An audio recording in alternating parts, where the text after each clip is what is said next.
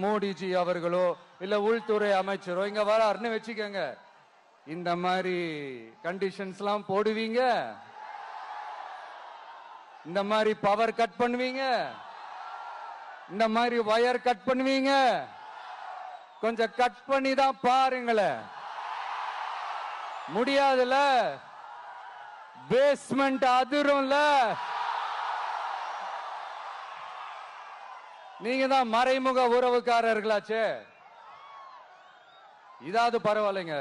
இதை தாண்டி ஒரு ரூல் ஒண்ணு போட்டாங்க, பஸ்ஸுக்குள்ளேயே இருக்கணுமா, பஸ் விட்டு வெளியில வரக்கூடாதான், கையை இவ்வளவுதான் தூக்கணுமா, இப்படியே வரணுமா, மக்களை பார்த்து சிரிக்காத, மக்களை பார்த்து கையசைக்காத, இப்படி எல்லாம்.